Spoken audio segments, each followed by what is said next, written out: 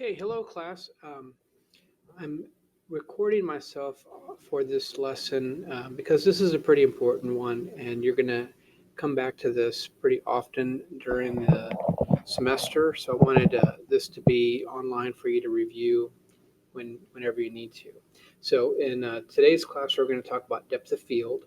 We're also going to talk about layering composition, and we're going to review a little bit about aperture because that controls the depth of field. Okay, so depth of field uh, is the zone of acceptable focus in your photo. So there's a distance between where you are focused on something and your camera, so a little bit in front of your subject, things will be in focus. And a greater distance behind your subject will be in focus, depending on what your settings are. And the range of that is your depth of field. So a shallow depth of field means you're using a big aperture like f2.8. So it's a small number, but the opening in the lens is large. That makes the background blurry. It makes things in the foreground blurry as well. It's useful because it separates your subject from the background and it makes it stand out. So sports photography uses a lot of shallow depth of field, and portraits. People that when you take a portrait of somebody and the background's really blurry and all the focus is on the face, that's also a shallow depth of field. Okay. When you use a wide depth of field, the aperture closes down, so it becomes more like a little pinhole, and you keep much of the foreground and background in focus. So that smaller that hole, the more of your picture is going to be in focus. And this is useful for landscapes and for layered composition pictures, which I'll talk about here in a second. So here's a little graphic explaining what I said. So up here at the top, let's see if I can't get my pointer tool to come out. Okay, so up here at the top, there's a picture of this. You're taking a picture of this dog. If you're at 10 feet away, roughly, um, you know, just about half of the dog is going to be in focus and a couple of inches in front of the dog's nose. So then you open this up several stops. That's F4, 5.6, 8, and then 11. So you open up 4 stops, and suddenly you have several feet in front of the dog in focus, and way past 30 feet behind the dog is in focus. Then if you open it up a couple of more stops, you open it up to F16 and then F22, then a great deal, like almost everything in front of the dog is in focus between your lens and the dog. And even a mountain in the background is going to be in focus. So this is not 34 feet behind. This is close to, on the focusing ring, it'll be infinity. So just about everything into the horizon's in focus when you're at F22. Let's see. Here we are. Now, the distance between the subject and the camera affects this too. So if you want to throw the background out of focus, one way is to use a wide, um, a wide open aperture. But another way is just to get your subject close to the camera. When the closer a subject is to the camera, then the harder it is for the lens to keep things behind it in focus. So once the dog is way over here at 18 feet away, um, then then it's harder to make a picture where you have just some things in focus. So if you want to bring something in focus and throw the background out of focus, get your subject close to the camera. Here's an example. So we're taking a picture of this young lady here. She's excited to be in the flowers.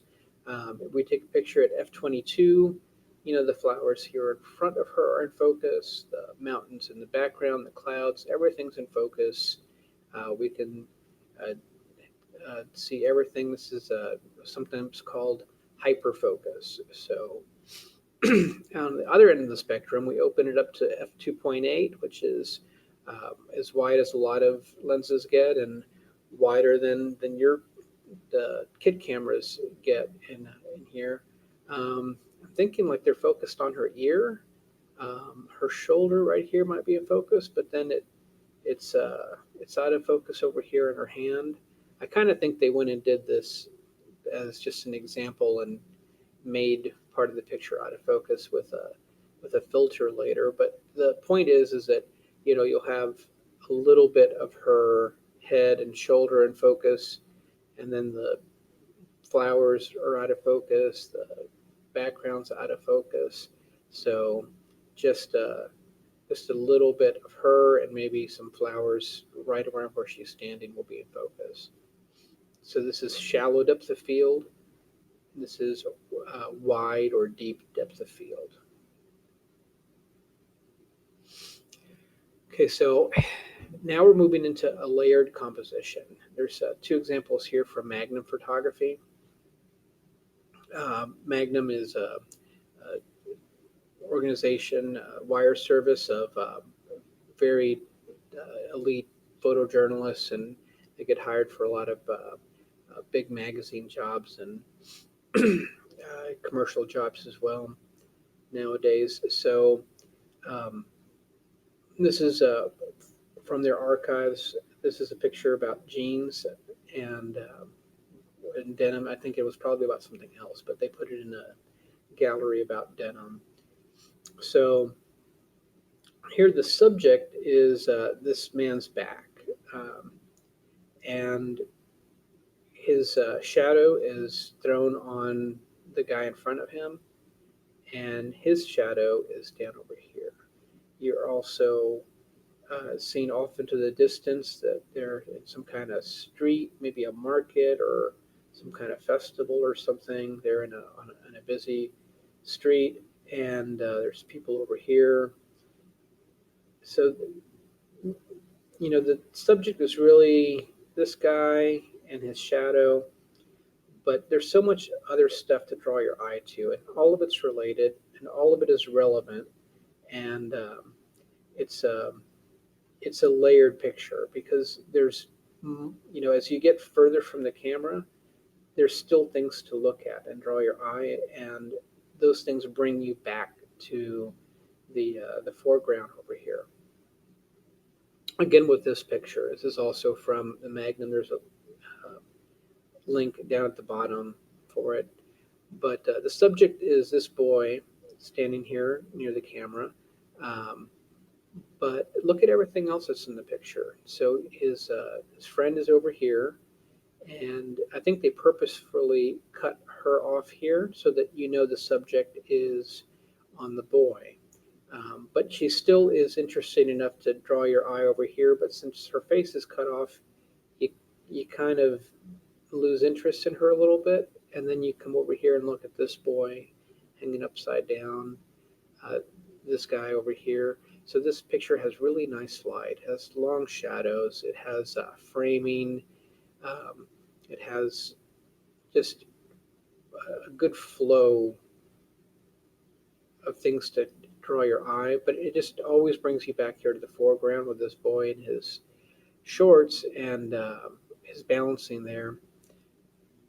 So, this is a layered composition. The picture is mostly about the playground itself, and it gives you that feel with multiple subjects. And even though they're all competing, they all work together to tell you the story that they're trying to tell you in this picture.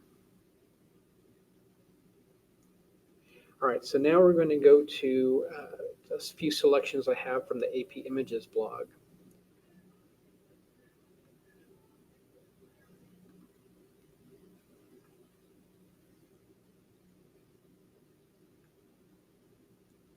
All right, so I put the little crop lines around this to kind of show you something. So this is a picture of a flood, and while this is the main subject of the picture. These two women here with their umbrellas.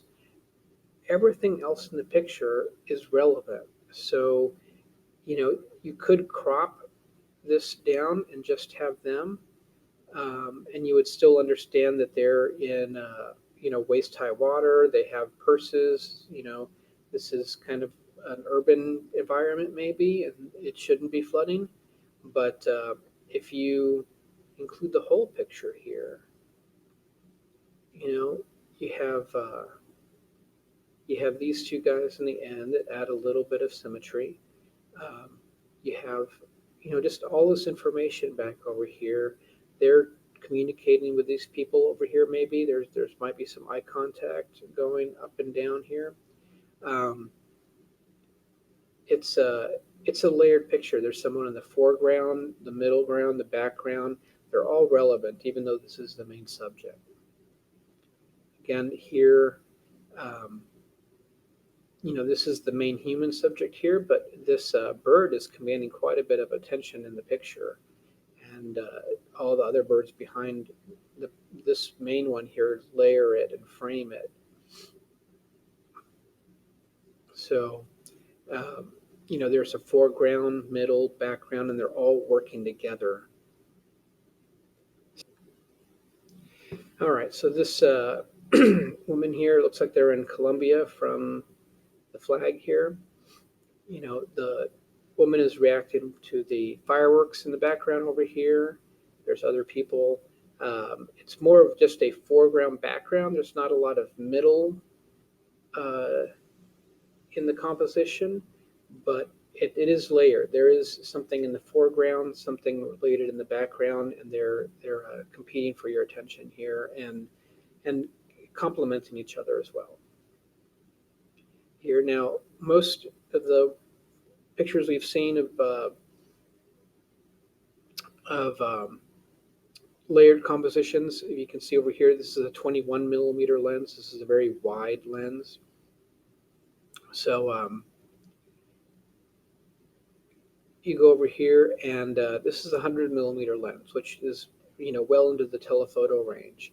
Now, the way that they cheated a little bit and used a long lens to give you a layered image is to take a picture of a reflection.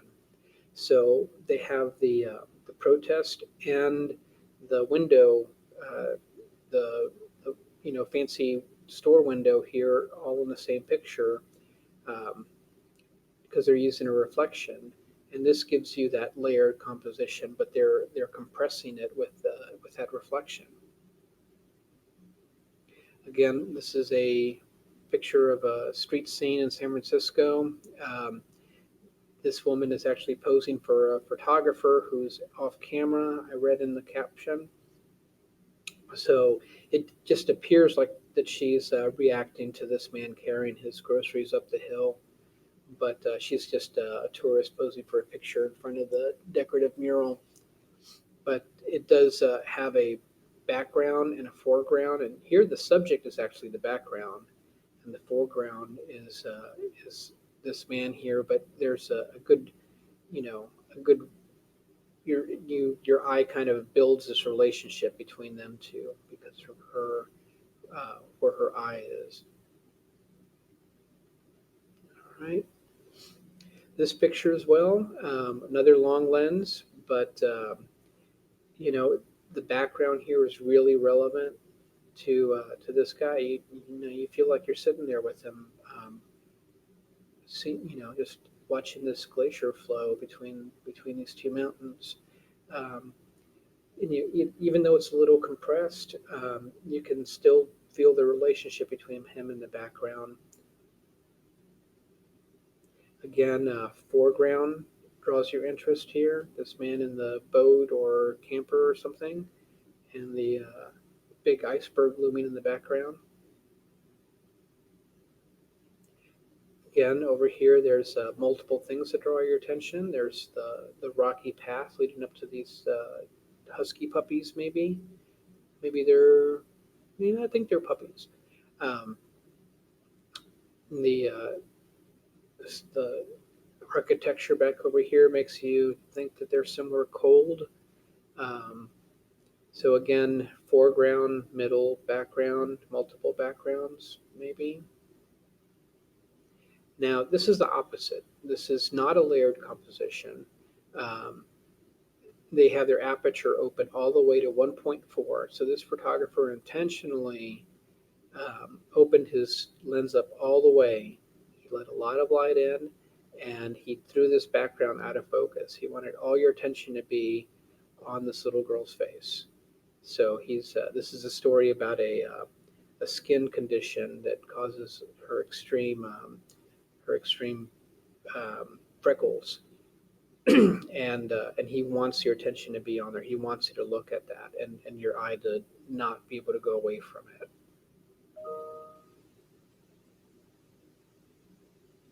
Again, over here, there's a background and a foreground, and they're both big parts of the picture, and they're relating to each other. That's a layered composition.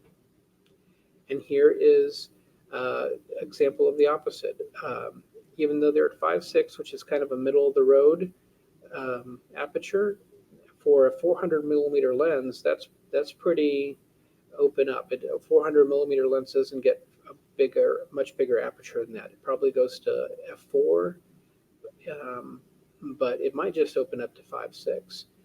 And the furthest thing in this picture is maybe this grown-up's shoulder back over here, and the closest thing is this girl's nose, and they're all about the same distance from the camera.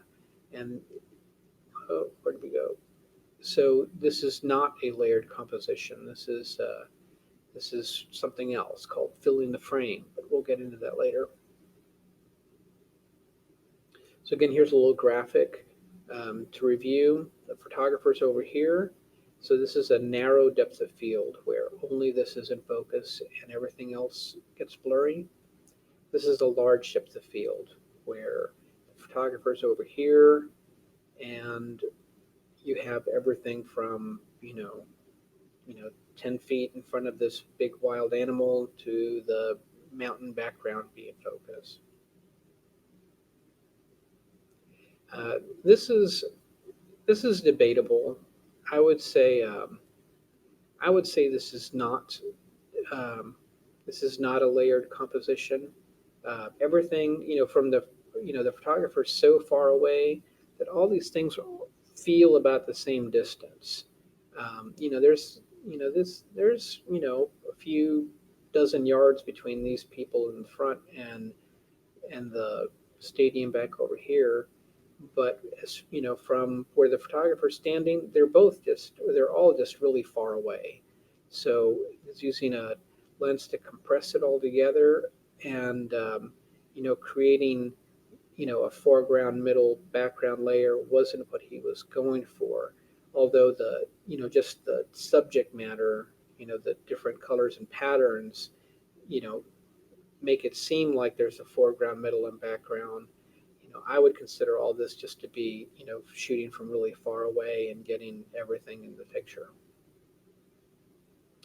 Pictures we reviewed here, we'll let you take a better look at them a little bigger.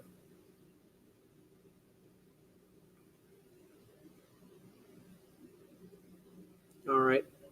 Thanks for listening, guys. And ask any, we can discuss all this in class at another point too. Thank you. Bye.